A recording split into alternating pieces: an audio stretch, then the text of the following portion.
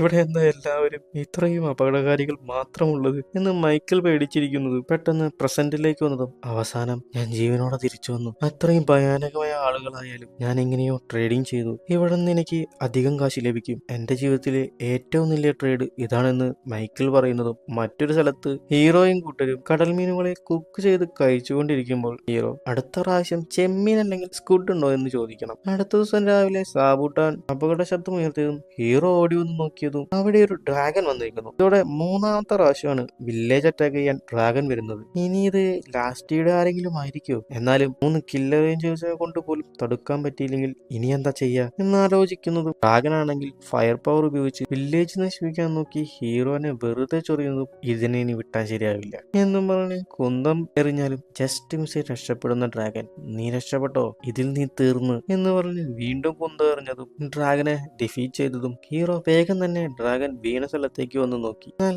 അവിടെ ഒരു പെണ്ണാണ് ഇരിക്കുന്നത്. ഞാൻ കീഴടങ്ങി, ഞാൻ വെറുതെയാണ് ഇത് ചെയ്തത് എന്ന് പറയുന്നതും ഹീറോ നിന്നെ വെറുതെ വിട്ടിരുന്ന നീ കാട് മൊത്തം നശിപ്പിച്ചാന്, നീ എന്തിനാണ് ഇവിടേക്ക് വന്നത്? അതൊന്നില്ല, ഞാൻ ഇതിവിടെ വരാൻ കാരണമെന്ന് പറയുന്നതും ഡ്രൈം അവിടേക്ക് പേടിച്ചു വന്ന് ഹീറോ ഇവിടെ ഒന്നും ചെയ്യരുത്, ഇവൾ എന്റെ ചേച്ചിയാണ്, പേര് ടാക്കുരൻ, ഇതിവൾ അറിയാതെ ചെയ്തതാണ് എന്ന് പറയുന്നതും ടാക്കുരൻ പെട്ടെന്ന് ഇതെല്ലാം നിന്റെ തെറ്റാണ്, നീയല്ലേ പറഞ്ഞത് ഒരു നാൾ നമ്മൾ ലാസ്റ്റ് ഈ വില്ലേജിലെ ചീഫിനെ കൊണ്ട് കല്യാണം കഴിപ്പിക്കണമെന്ന്, നീയല്ലേ ആഗ്രഹിച്ചതെന്ന് പറയുന്നതും ഡ്രൈമിനെ ഹീറോന്റെ അടുത്ത് പെടുത്തി കൊടുക്കുന്നു. ഇവര് പറഞ്ഞതെല്ലാം ശരിയാണോ എന്ന് ഹീറോ ചോദിച്ചതും അങ്ങനെയൊന്നല്ല, ഞാൻ കുടിക്കുന്നതിനിടയിൽ എന്തെങ്കിലുമൊക്കെ പറഞ്ഞതാവും, അത് സീരിയസ് ആയിട്ട് എടുക്കണ്ട എന്ന് ഡ്രൈം പറഞ്ഞാലും സത്യത്തിൽ അതാണ് സത്യം. ഞാൻ ലാസ്റ്റിയെ കല്യാണം കഴിക്കുന്നവൻ എങ്ങനെയുണ്ടെന്ന് അറിയാൻ വേണ്ടിയാണ് ഇവിടേക്ക് വന്നത് എന്ന് ഹാക്കുരൻ പറയുന്നതും ഇത് കേട്ട ഹീറോ അങ്ങനെയാണെ നേരെ വന്നാ പോരെ, എന്തിനാ ഈ നാടകം, അതെല്ലാവരും നീ ഭയങ്കര സ്ട്രോങ് ആണെന്ന് പറഞ്ഞു, സോ അത് ടെസ്റ്റ് ചെയ്യാൻ വേണ്ടിയാണ് നിന്റെ ഒപ്പം ചുമ്മാ കളിച്ചത്, ഇത് ചീറ്റിംഗ് ആണ്, എനിക്കിതുവരെ കല്യാണം ആയിട്ടില്ല, ലാസ്റ്റ് എന്നേക്കാൾ 900 വർഷം ചെറിയ കുട്ടിയാണ്, അവൾക്ക് നീ ഹസ്സാവാൻ പോകുന്നു എന്ന് പറയുന്നതും നീ ഇവിടെ വന്നതിന് കുഴപ്പമില്ല, ബട്ട് നീ ഇവിടെ ഉണ്ടാക്കിയ എല്ലാ പ്രശ്നങ്ങൾക്കും നീ തന്നെ ശരിയാക്കണമെന്ന് ഹീറോ ടെറർ മോഡിൽ പറയുന്നതും ശരി, ഞാൻ ചെയ്ത എല്ലാം ഞാൻ തന്നെ ശരിയാക്കാം. അതിനുശേഷം എല്ലാവരും വീട്ടിൽ തിരിച്ചെത്തിയതും നീ ഇവിടെ ഡെയിലി വന്ന് ഇത്തരം ഫുഡ് കഴിക്കാറുണ്ടല്ലേ? ഇല്ല, 10 ദിവസത്തിൽ ഒരിക്കൽ വരും എന്ന് ഡ്രൈം പറഞ്ഞതും ലാസ്റ്റ് വേഗം ഓടി വന്ന് എന്റെ ആന്റി ഇങ്ങനെ ചെയ്തതിൽ സോറി പറയുന്നു, ഇതിൽ നിന്റെ തെറ്റൊന്നുമില്ല, അതുകൊണ്ട് കുഴപ്പമില്ല എന്ന് ഹീറോ പറഞ്ഞാലും ഹാക്കുരൻ നിങ്ങളുടെ ഇവിടെ ഗെയിമൊക്കെ കളിക്കില്ലേ, എനിക്കും ഗെയിം കളിക്കാൻ ആഗ്രഹമുണ്ട്, അതും നിന്റെ അടുത്ത് തോറ്റുപോകാൻ എനിക്ക് ആഗ്രഹമില്ല എന്ന് പറയുന്നതും ഹീറോയെ ചലഞ്ച് ചെയ്യുന്നതും ഹീറോ വേറെ വഴിയൊന്നും ഇല്ലെന്ന് മനസ്സിലാക്കി ഞാൻ വരാം, നിങ്ങൾക്ക് ഗെയിമിലെ റൂൾസ് എല്ലാം അറിയാമല്ലോ എന്ന് ചോദിച്ചതും അതൊന്നും എനിക്ക് പ്രശ്നമല്ല, എനിക്കറിയാം, എന്നാൽ നമുക്കൊരു ബെറ്റ് വയ്ക്കാം എന്ന് ചോദിച്ചതും ഡ്രൈമൻ ഇത് കേട്ട് നിങ്ങൾ കളിക്കുമ്പോൾ എന്താ ബെറ്റ് വയ്ക്കാതെന്ന് ചോദിച്ചതും ഹീറോ എന്റെ അടുത്ത് ഒന്നും ബെറ്റ് വയ്ക്കാനില്ല,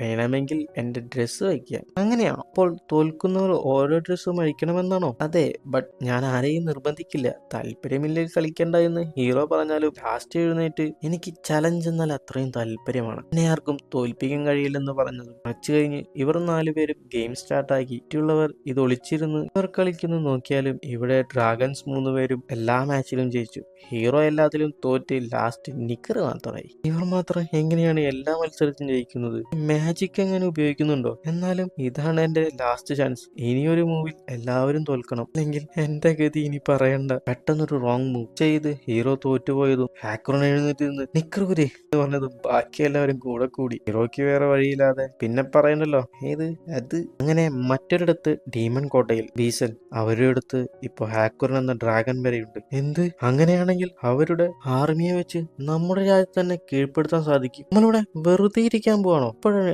ഡീമൺ കിങ്ങിനെ കാണിക്കുന്നത്. അവനാണെങ്കിൽ ബീസൽ പറഞ്ഞതൊന്നും കേൾക്കാതെ ആളുടെ മകളെ കുറിച്ചാണ് ഓർക്കുന്നത്. നമ്മുടെ ആർമിയെ തയ്യാറാക്കി അവരെ കൈപ്പറ്റണമെന്ന് പറഞ്ഞാലും ഇവിടെയുള്ള മറ്റൊരുത്തൻ എവിടെയെന്ന് ബീസൽ ചോദിക്കുമ്പോൾ അവനൊക്കെ എപ്പോഴേ റിസൈൻ ചെയ്ത് ജീവനം കൊണ്ട് ഓടിപ്പോയി. ഇവിടെ ഹാക്കുരൻ വില്ലേജിലെ എല്ലാ കുട്ടികൾക്കും എങ്ങനെ പഠിക്കണമെന്ന് ക്ലാസ് എടുത്തു കൊടുക്കുന്നു.